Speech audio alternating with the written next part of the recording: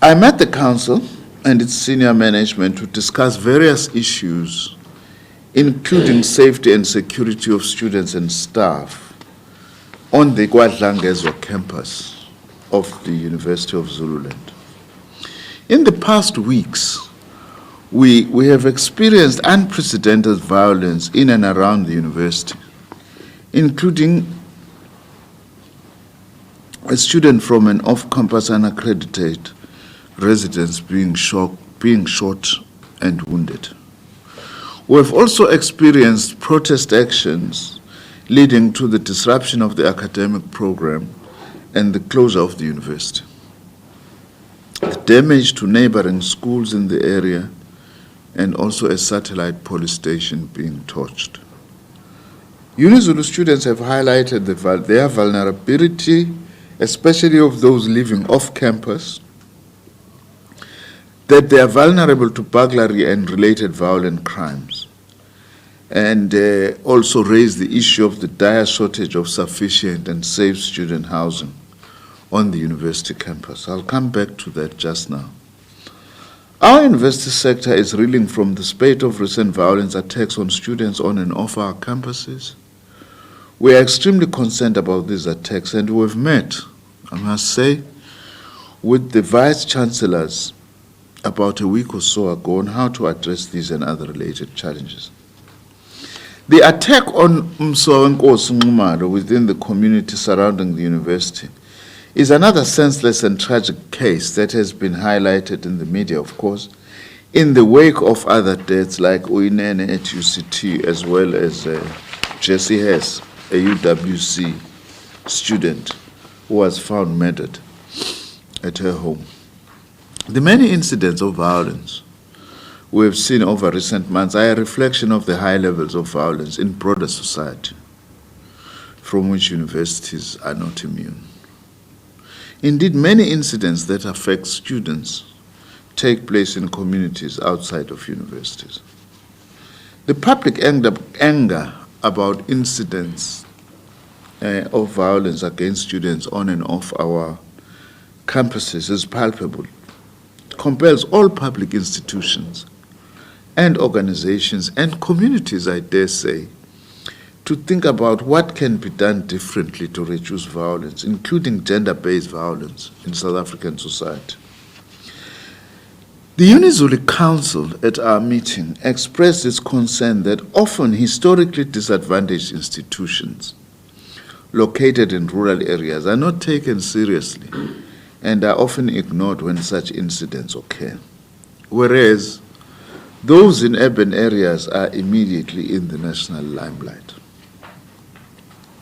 And it's true,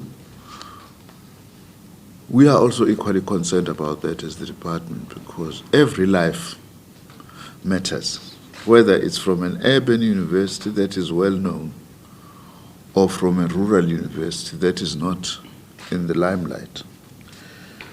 I met with the council and management of UniZulu to emphasize my support as the minister for this university.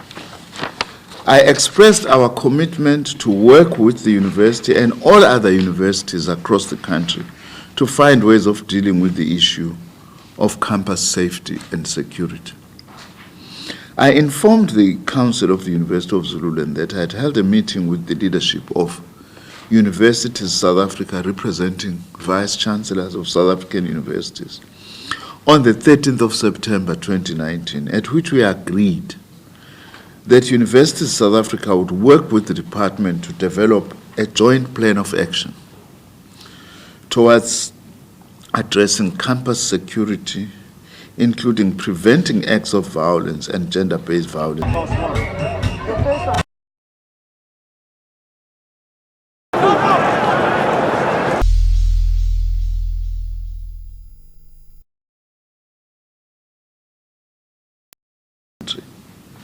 And to identify urgent matters to address at individual institutions, which of course would include best examples where there are institutions that are dealing with this matter better.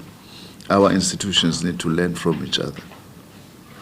Of course, this cooperation with universities in South Africa will also include looking at infrastructure requirements at our universities for better security on campuses that could be funded through the department's infrastructure and efficiency fund. I must, however, emphasize that infrastructure alone will not solve our problems.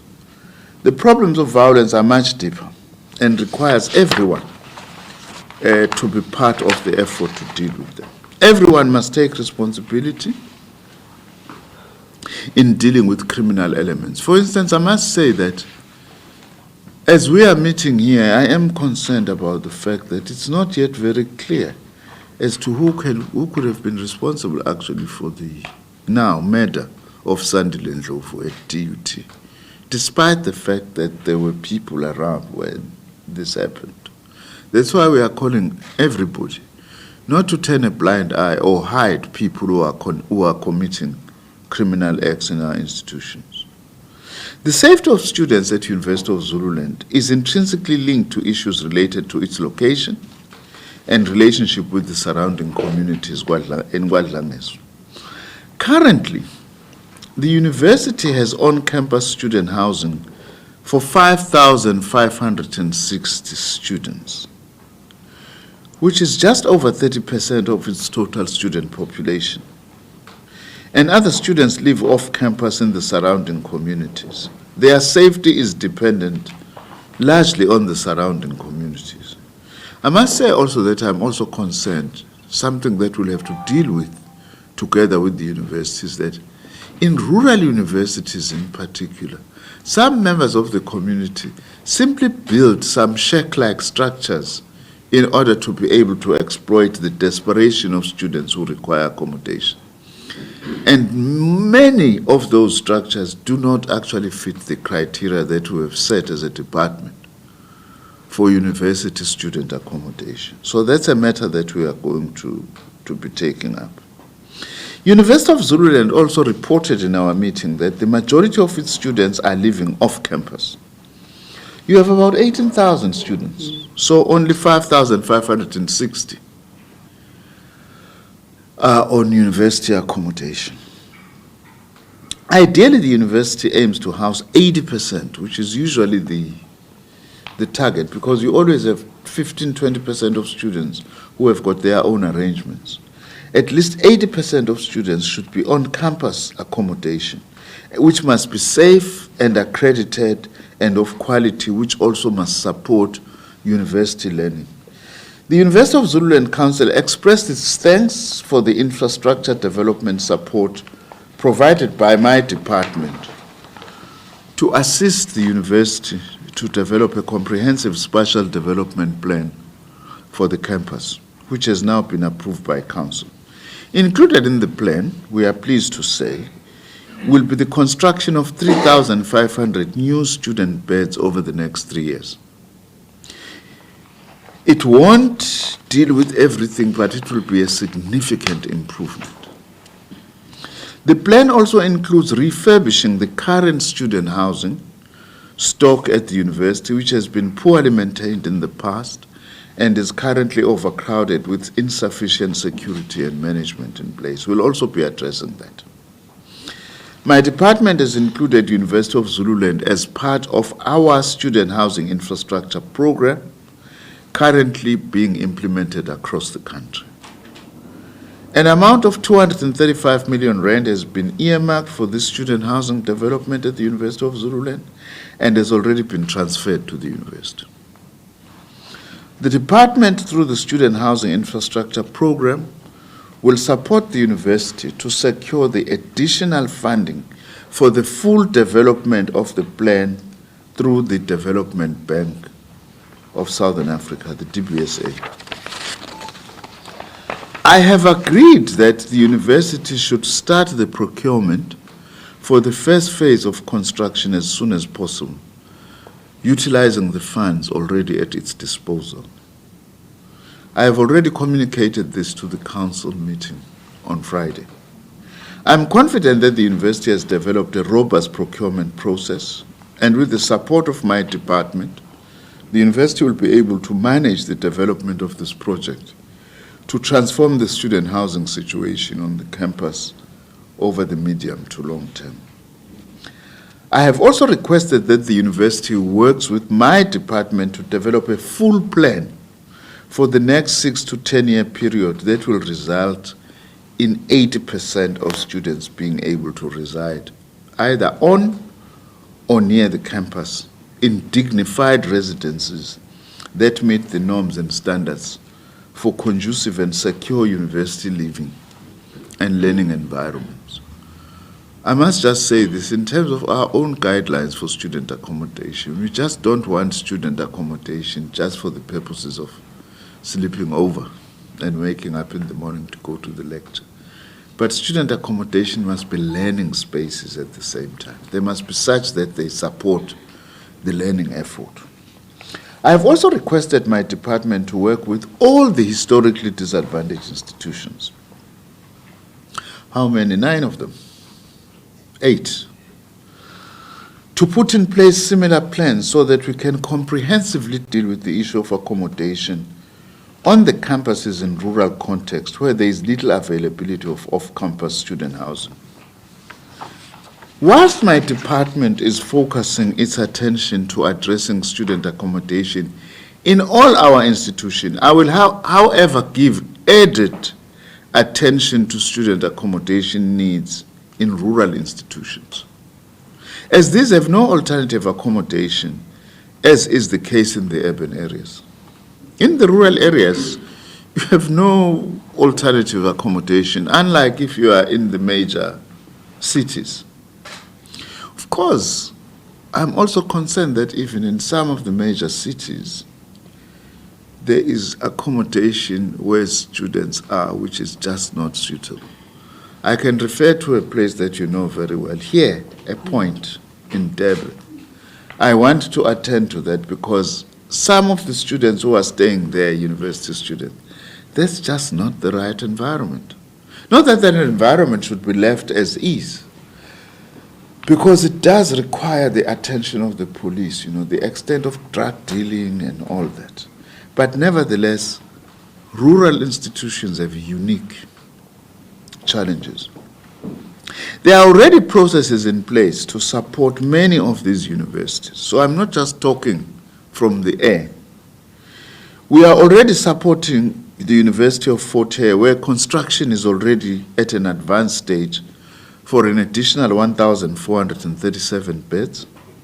At the Sefako Makgato Health Sciences University, the former Medunsa, where funding for 2,000 new beds has been secured, and plans are in place to start construction there soon. Processes are also underway at the University of the Western Cape, University of Limpopo, Northwest University campus of Mafikeng, and Walter Sisulu University for large-scale student housing projects. The department is also working with the University of Venda to improve its infrastructure delivery and ensure the effective completion of student housing projects currently in progress. One of the challenges we still face with many of our HDI universities is the issue of land ownership. Maybe even before I continue on this, I also need to say that much as I want to give particular attention to our rural universities, which mainly are historically disadvantaged institutions, I am still concerned about the state of governance in those institutions. Because unless there is stability, unless issues of governance are dealt with and all the problems are dealt with, whatever effort we put into supporting those universities will not see the light of day. So it's very important that the issue of governance. That is why I'm also calling upon the alumni of those universities to actually come closer to them and take an active interest that these institutions are stabilized. On the issue of land, we discussed this matter relating to the Kwadlangezwa campus of the University of Zululand. While University of Zululand will be 60 years old next year, and it is legally established on a defined area of land, the issue of land ownership is not yet resolved, as it was built on tribal trust land, and that's still tribal trust land. And it's important that we get that land to be transferred to the ownership of the university if we are to continue investing in infrastructure in that institution. I have agreed to call a meeting between the relevant ministers. Relevant ministers here would be Cocter, as well as Minister of Police and the traditional authorities, to find a solution and expedite the transfer of land to the university. We appeal to the academic community and the intellectual leadership of our universities to work together to better understand the root causes of this violence in our society and to work with us to identify interventions that can assist with changing this situation. I, however, wish to condemn, in the strongest possible terms, the destruction of property in our institutions, as this can only serve to deprive future generations of the much-needed infrastructure.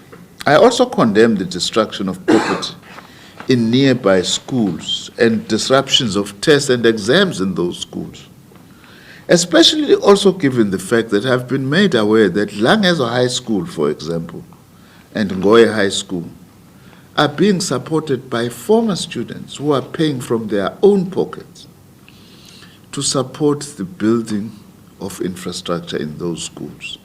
Now, it's completely unacceptable then. In fact, irrespective, even if it was government money is still taxpayers' money that we actually find this destruction of property. We call on the Minister of Police and the criminal justice system to ensure that there is effective policing in and around our campuses. I'm very pleased that the Minister of Police have already been to University of Zululand the day before I met with the council to discuss the issue of crime prevention and action in that area. We all have to stand up and say that enough is enough. We have to change our behavior, be aware of our responsibilities, and ensure that perpetrators of violence in general and against women in particular are reported and stopped from repeating these offenses.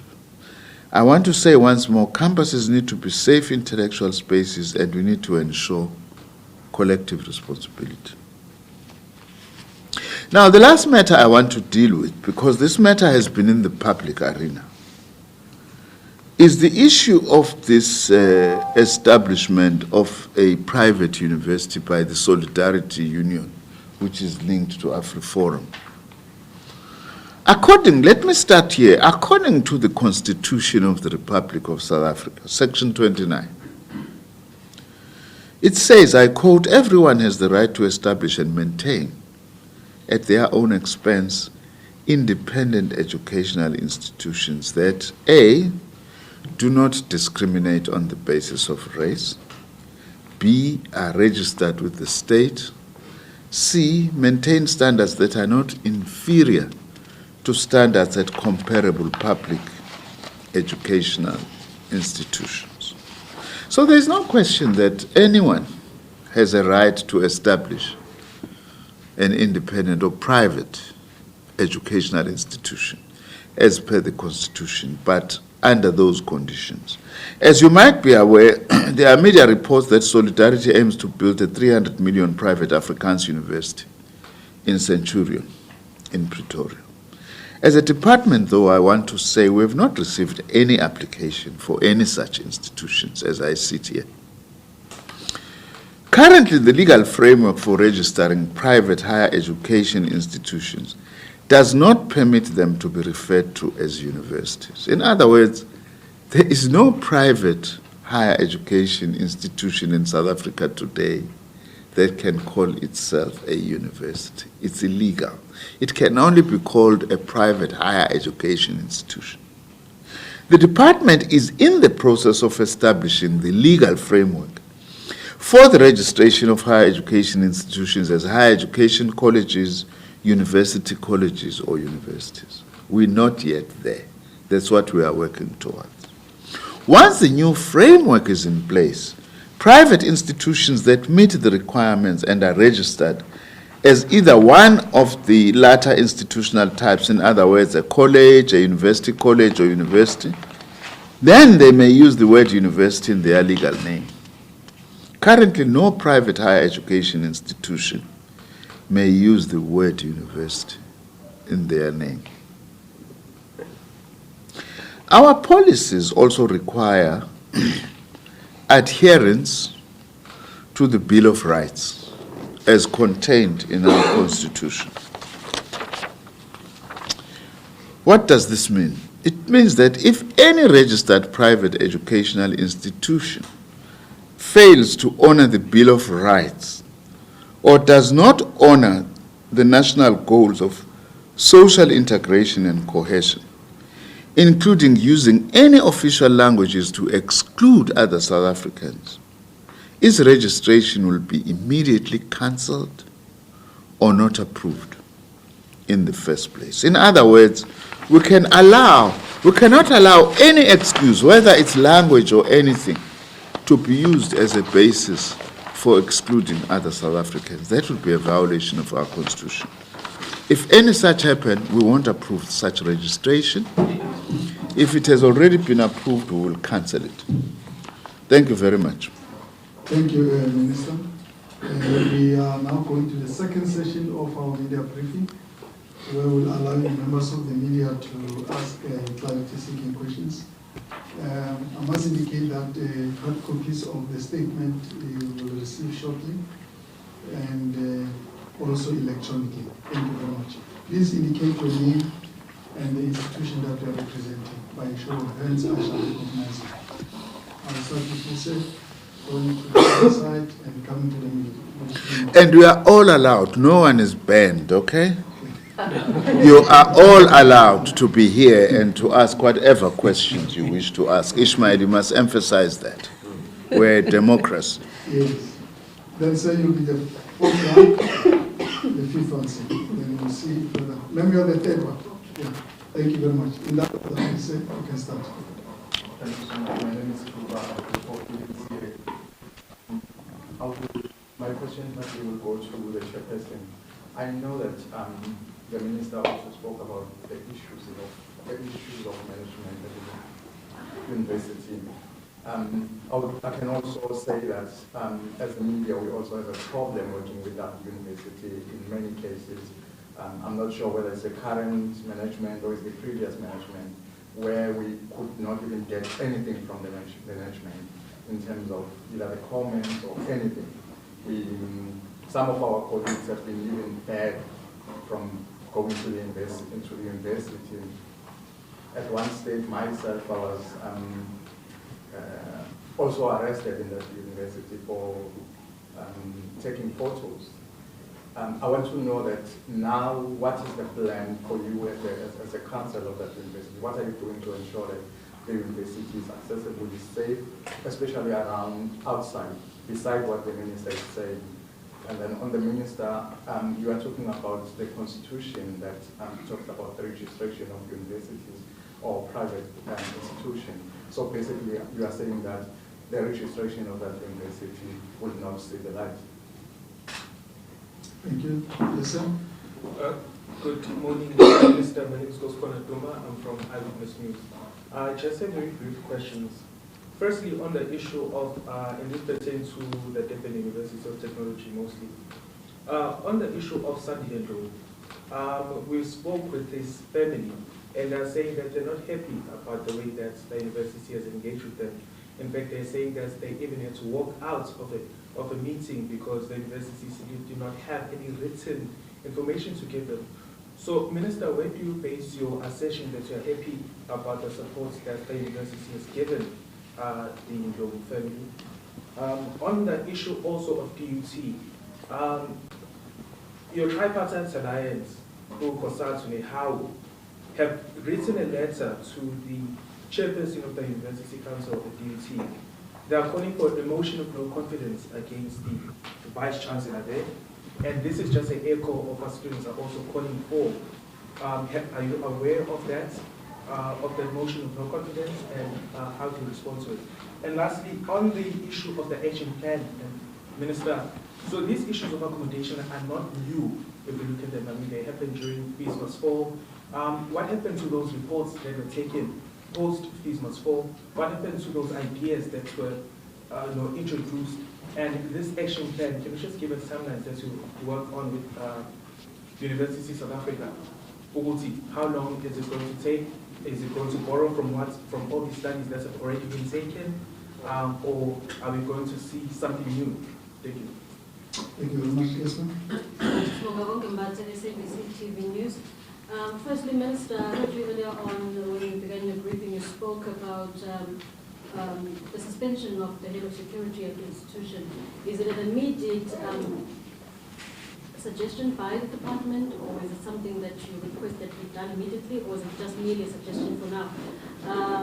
Moving on to the safety at the university as well, looking at the University of Zululand, the minister did say that historically disadvantaged because of the rural cities.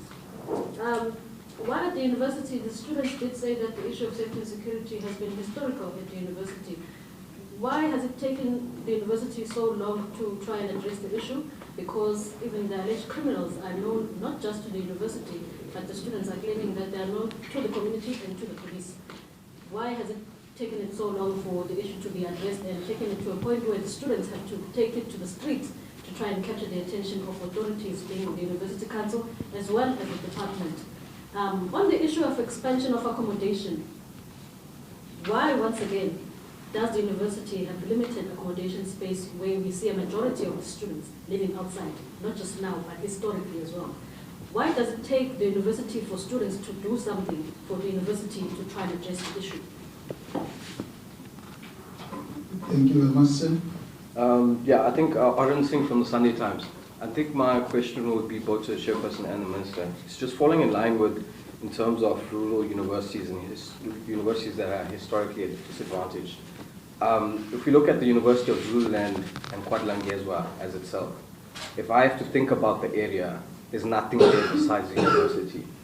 Does your department, minister, look at engaging with maybe the premier, maybe other departments within the province and looking at it, developing things in the area that would be conducive for a university town? Because essentially I look at KwaZulu-Natal and I think of the clinic, I think of the satellite police station, which is no more, but there's nothing else that I can think of. Iskaweni Mall is quite a distance away, but there's nothing that constitutes it as a conducive environment for university living and people in the area. For example, other universities such as Stellenbosch, a university town. Is your department concerned about that and looking at development in terms of that? Thank you. The last one, sir. Okay, my name is Nzimande from East Coast Radio. I've got three questions here. My first one is on the security issues on campus. What role does the department actually play with regards to the hiring and of security companies? Because we have had a conversation with student leadership that they say that the issue of how these securities are actually hired, they are a bit dodgy, because they even said the company that is actually operating right now at DUT, apparently, I think they said, they alleged that the ex-wife of the former vice-chancellor has some shares in there, so that's why the company is not removed from the institution. So I just want to know what role does the department play in such issues? Our department? Yes, as in the... In hiring security for universities? Yeah, like as in, do you guys have, do you ever engage with the institutions? And then what I want to know is, does the department ever sit down with students, like student leadership, so that you guys can discuss with them what matters do they have on their universities? Because universities exist because they are students. Okay, thank you very much. Can we follow this procedure, maybe in answering? We'll start with the chairperson of the council on issues affecting the University of Zululand, and DG, then we'll end up with the minister. Which one do you want me to answer? I think there are certain issues which are administrative that you might deal with, the minister will. No, that's fine. Let's start with the chairperson first. All right. Of council. Okay, thanks for the opportunity. And greetings to all of you. I'll try to be very brief and focus on those questions that demand the response by council. Firstly, to say the University Council, of course, working together with the management, has attended to issues of communication to ensure that there's continuous engagement with the university community as well as media. If you had such an experience in the past, it is no longer the case, and there is a director appointed full-time by the university dealing with communication, and that is Ms. Gcina. She's the one who's liaising with media on behalf of the management. But moving to the issue of the challenge of student residence or accommodation, in particular in that university, as I agree with the minister and everyone who understands that the challenge of student accommodation is historical when it comes to that university and the other 7 that are called the historically disadvantaged institutions.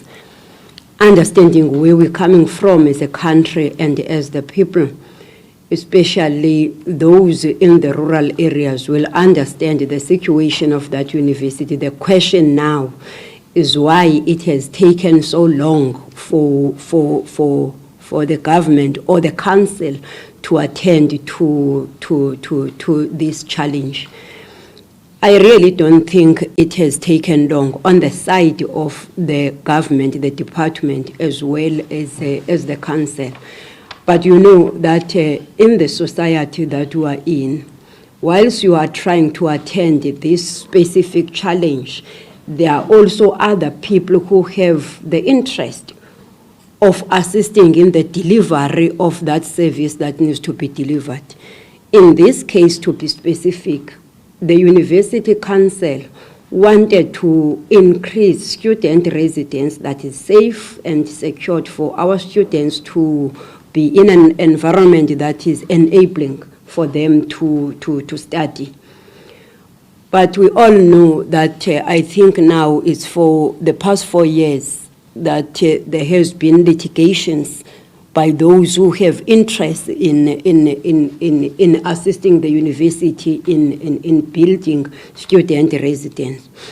As we speak, as we all listened to this statement by the minister, it's clear that now everything has been cleared and there's a move towards that. But even with it, we're supposed to have started around April this year. We're in September already, towards the end of September. Why is the issue of land again, which is not an issue in the urban situated universities, the issue of land. Because as the council, we don't have the right to build in the land that does not belong to the university. We need to have the title deed first. And those are the engagements that we are currently having, as the minister is also pledging support to be part of our engagements as we continue engaging them as a traditional authority for us as the university to get what we call the title deed. Then I know, Minister, that once you start to say there are 18,000 students in the university and only 5,560, for example, beds that are in the campus, it raises eyebrows But to a person who understands again where we are coming from as the country, especially Africans when it comes to the issue of access to education, I really don't think our eyebrows will have to be raised. Because if we can move to a situation where we say, why are you allowing students to reside outside the university? What would that suggest? It would suggest that you only admit 5,560 according to the beds that you have in the university. What about the hard-won victory of access to higher education? That is the other issue. But what is important now is that our students want access to education, and that access is granted.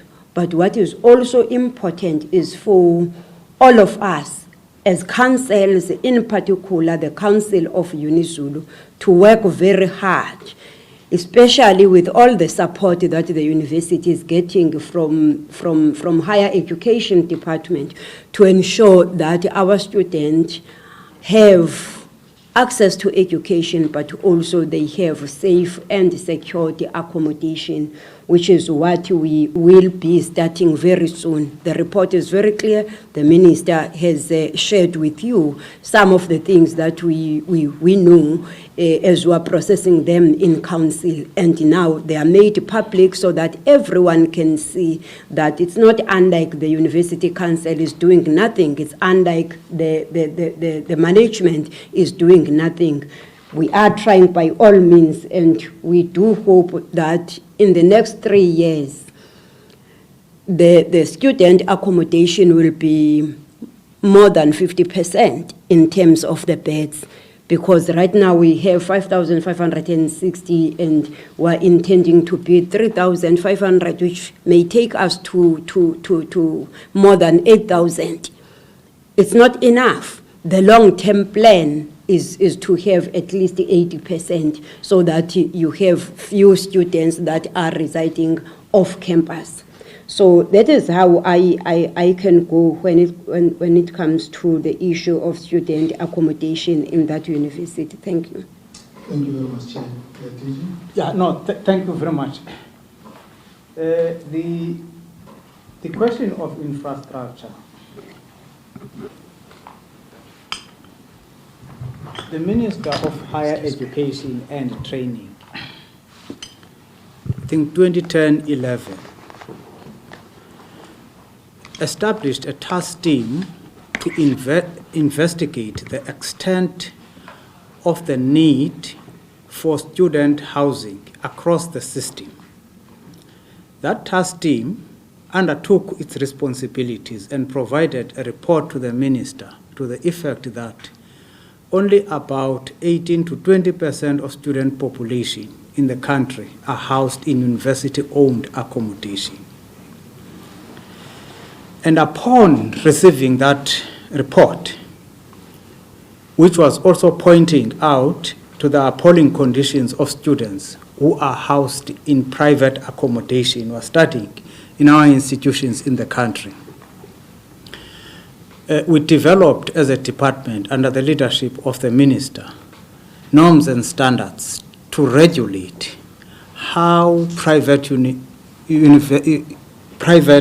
accommodation should actually be structured and what are the minimum standards that should be met so that students are housed even in private spaces quite decently.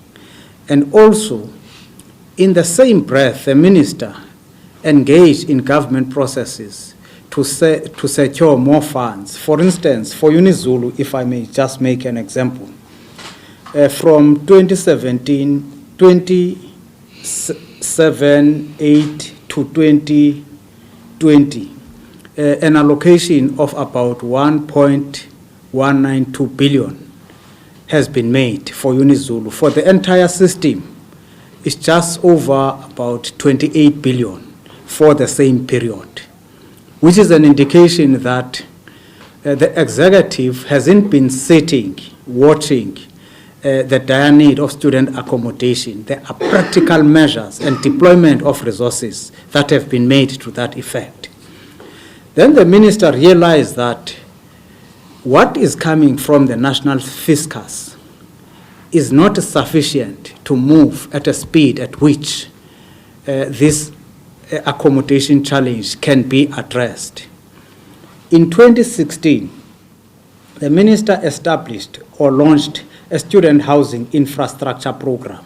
We call it SHIP, which was looking at providing a massive scale of student accommodation, of which in the statement the minister has made reference to, because over the period of 10 years, we are looking at providing about 300,000 new beds for the entire system, 200,000 for universities, 100,000 for TVET colleges, with also a massive drive to mobilize resources from the private sector as well. That's why the minister is also mentioning the role that DBSA is also playing in this regard. So there are a lot of interventions that the minister has initiated. It's not a matter which is not receiving attention. It has been receiving attention and allocation of huge resources. So I think the question, why now? No, it's a matter which has been receiving attention and with huge dedication and aggression, so that we're able to arrest in the reasonable speed. Now, on the security, no, that as a department we don't feature on who to procure at any institution of higher learning. It's a matter which is dealt. All what the minister ensures is that they receive their subsidy in order to provide all the kind of range of services that are required. Other than that, no role that the department plays. No, thanks. Thank you very much. Yeah. Just move the mics. Well, you see, they have been moving the mics for the chair and moving the mics for the DG. They don't move. But they are not moving for me, which means they may not be very keen to listen to what I'm going to say. I must be careful. I once made a joke and then it was taken very seriously. It's a joke, okay? No, thanks for these questions. I think maybe just to highlight a few things, other than that, that has been addressed by the chair of council and the DG. I think I need to start by making a general point. You know, our numbers, especially university students, have grown very fast over the last 25 years, faster than infrastructure has been able to catch up, frankly. So the issue of student accommodation is a reflection of that.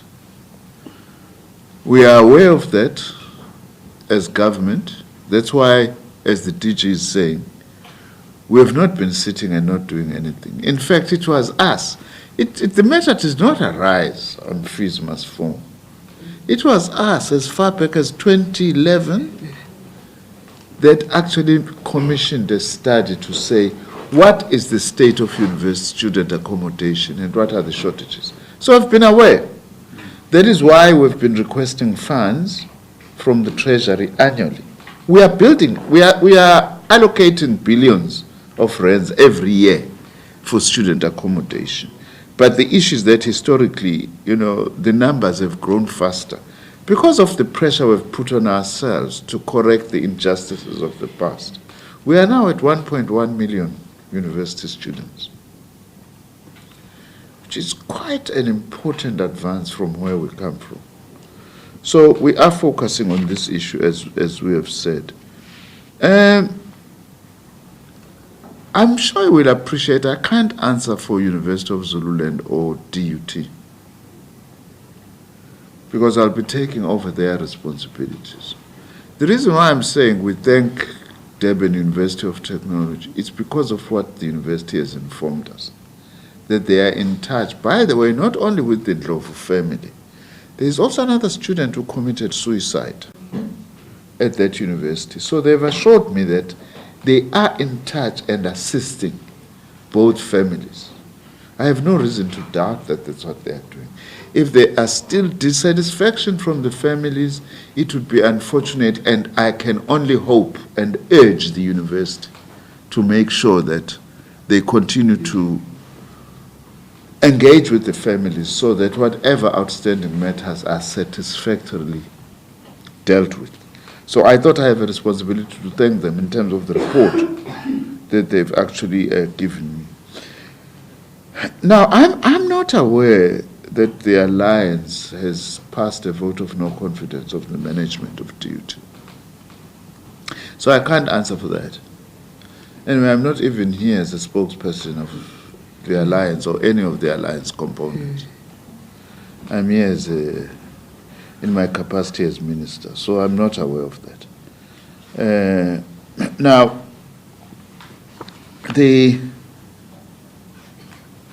sorry, sometimes I can't see my own handwriting.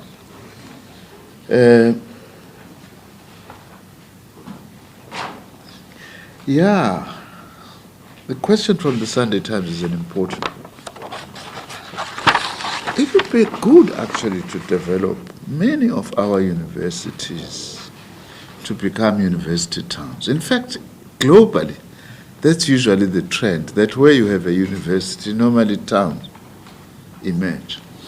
We really want to plug into the Kauleza model now that is being advanced by President Ramaphosa, like what we're launching at Lusigi last week, to say, the President said, I no longer want individual departments to be going to districts without also involving other departments. So this case of these amounts of money, we are already reporting to the coordinating ministers what we are doing in Lusigi to start with. And we also have to do the same when it comes to this, so that it's of no use, by the way, to build first-class residences at University of Zululand if there are no roads or proper streets, which means that the Department of Transport, for instance, needs to come. If there is no provision of water, which means we really want to piggyback on that model, to be part of it, not piggyback, to be part of that model. Because there is a huge potential, by the way, to grow KwaDlangezwa campus into a new city center of some sort, a new town. The same issue, by the way, with Alice in Fort Hare. But there are huge challenges with infrastructure. So inevitably, we will be engaging with the municipality as well as the province on these matters so that we are able to deal with them together.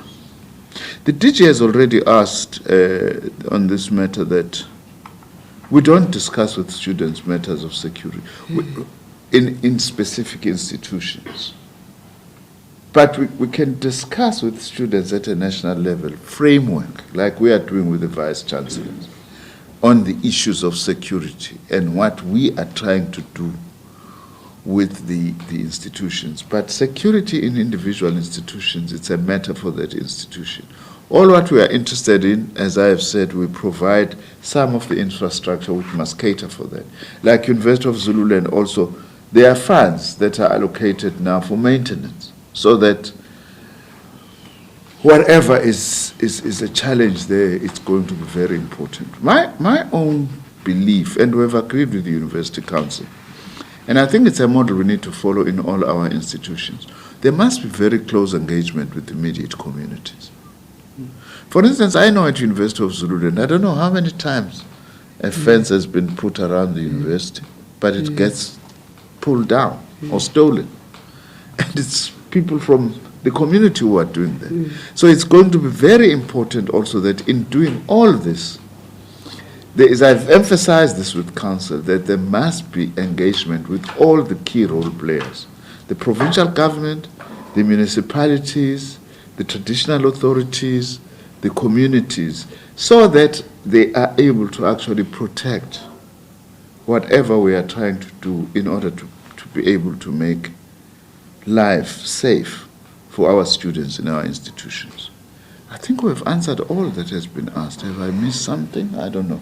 No, Minister, I think. Is it the second round? No, just follow-up. Follow-up. There's one. Yeah. Okay, let's do it like this. Let's take follow-ups and then the last round, then we are done, colleagues. Yes. If there are any questions which Yes. are not asked, you can, I see you are protesting there that you might not have been answered. Please, you will have an opportunity. Let's start with those who feel that they've not been answered. Okay. But, Mr. Lenga, yeah. I didn't hear the minister talking about the establishment of the new university. Okay. Oh, yes, the question on whether am I saying that it's a no-no? Yeah. No, as I have said, the Constitution says everyone has a right to establish an independent institution. So constitutionally, I can't stop anyone from establishing an institution.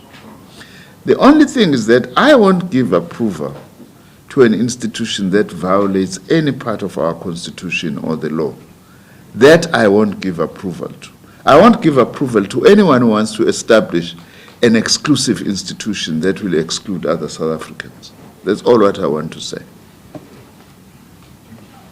Thank you. Yes, Bob. Yeah, firstly, Minister, I would just like to correct something. I said how within the institution which is linked to COSATU, which is your alliance partner, they are the ones that have told us that they actually put forward a motion of no confidence within the university. I'm sorry about the provocation. I just thought that maybe you had engaged with them as well. With who? With the on the issue of the Ndlovu family. So sorry about that. But the question on the action plan that is to be formulated with the University of South Africa, you did mention it, but I wasn't clear on when it would start, how it would be maybe monitored, or maybe that full implementation plan. When you report it, can you say it will start next week, next month? We agreed on the 13th that it's immediate, actually. We are going to be setting up a task team that is made of our department and the universities of South Africa immediately to actually deal with these matters. So it's something that is immediate. We are not going to be waiting and waiting because the issues are pressing. Okay. Yes, ma'am. Minister, my name is Nomhle. I'm from the SADC. Fortunately, I was at the University of Zululand when the Minister of Police, Mr. Pele, was there to address the students in their protest last year. The students showed us on the fence of the university huge gaps where they're saying that people come in and out. People don't have to go through the main gate to get into the university. They can go through those holes on the fences whenever they feel like going into the university. And the communities around the university are actually using those little holes to come from one side to get to the other side of the university when they are traveling. And within the university itself, what astounded me was the little shanty town that was developing there of hawkers right inside the university. It's like a little shanty town developing there. And for me, that speaks specifically to management. Why is the management allowing such issues to be creeping up in the university and are not addressed immediately?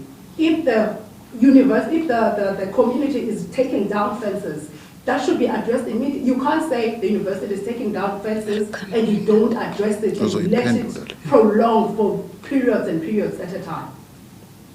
Ngokwakadambuza usho ukuthi bavumelelani lo potsho khona lapha. Yes, sir. Minister, I just have a follow-up question around the issue of security. I know you've said that you're not involved in, or you don't decide in them employing whichever security company they want. But my question is, don't you think you should be involved in terms of maybe vetting the security guards or personnel that are employed there?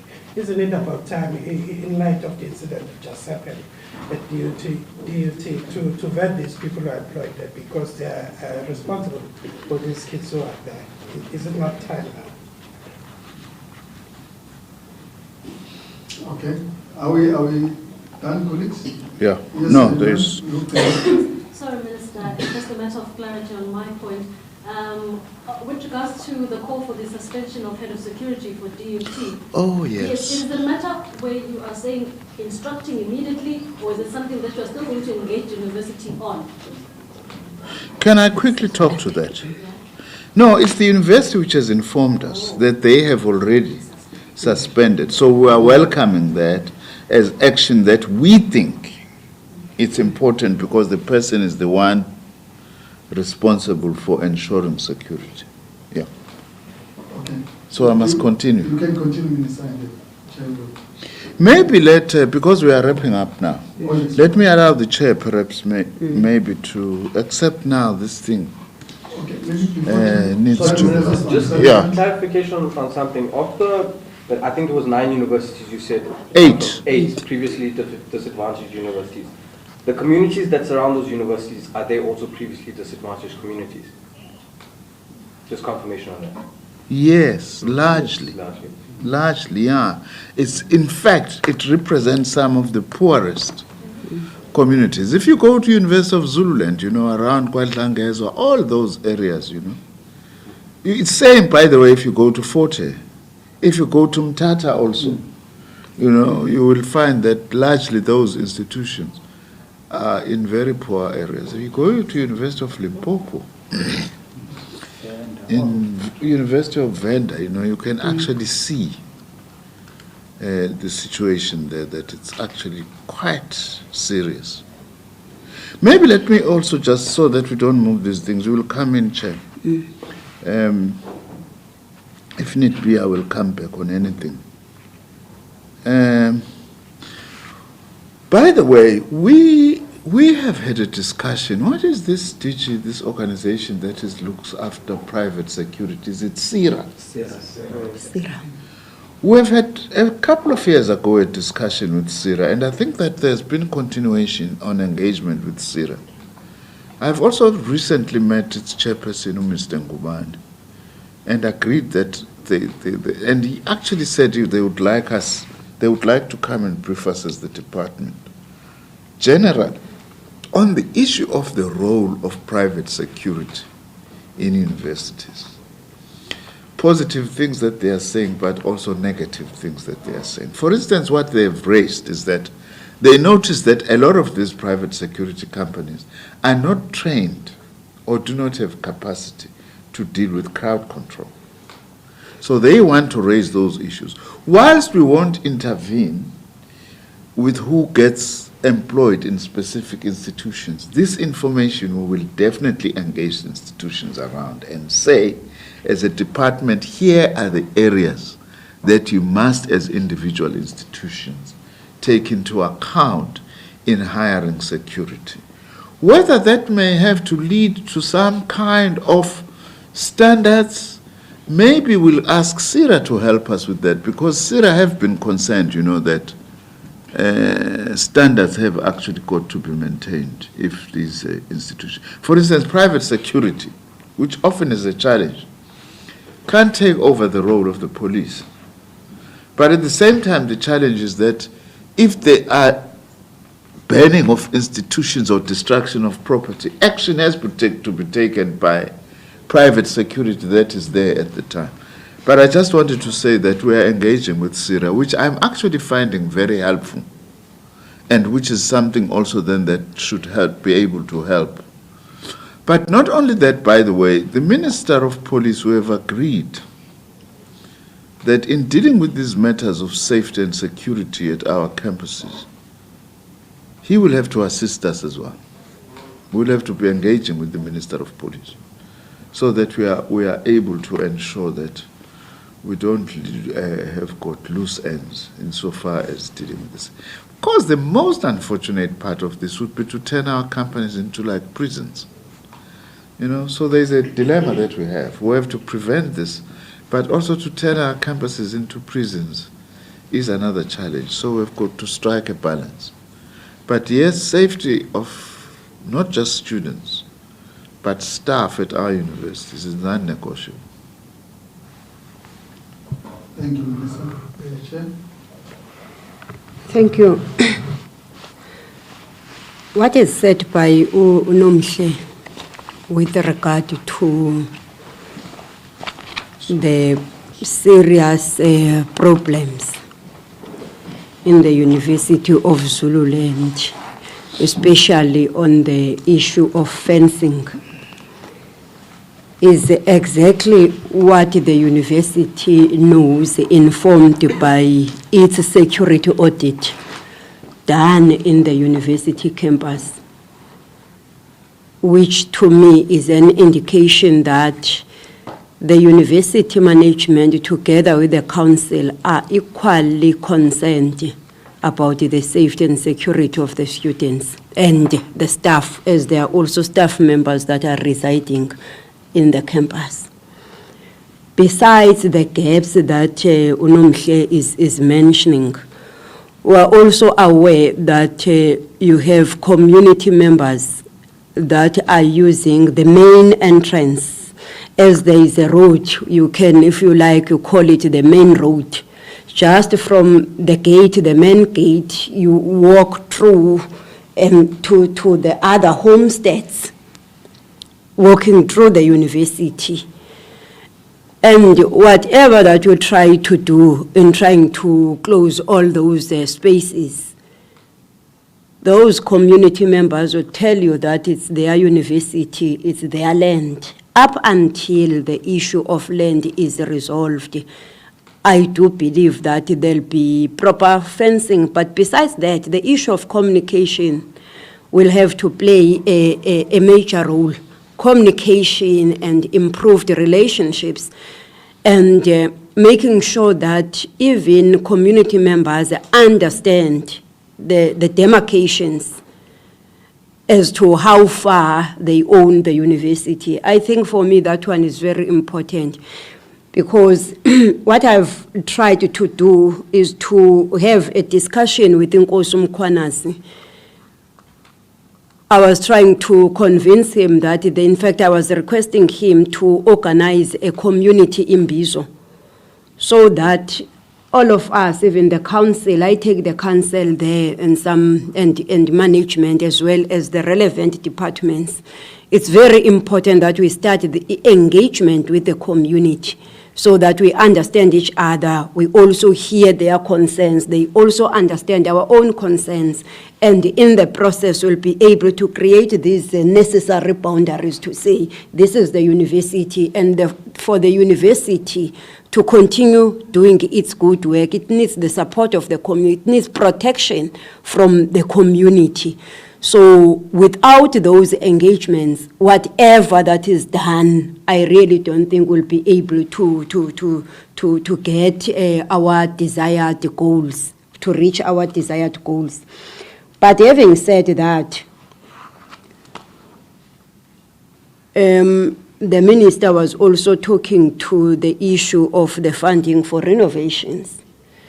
Because our concern, I needed to add this, our concern is not only to say, let's build new, but also let's attend to the existing ones. Because as anyone can go in and out of the university as he or she likes, sometimes you find that in other buildings, the windows are broken. And all those things pose a threat to our students. So it's very important that we go back and continue with our program of ensuring that students are safe, the staff is also safe in the university, and in that way, the university will be able to continue with its teaching and learning as well as research as the core mandate of the university. Sengilibonile lempela mikade ngilifuna nali yasihlalo. I will all answer. Thank you very much, ladies and gentlemen, and members of the panel. We have come to the end of our briefing. Yeah. As you stepped out, where we had some scones in the morning, there's something that is arranged. Please do dine with us before we leave. Thank you very much. And I would really request to see everything that you are going to report so that I can approve.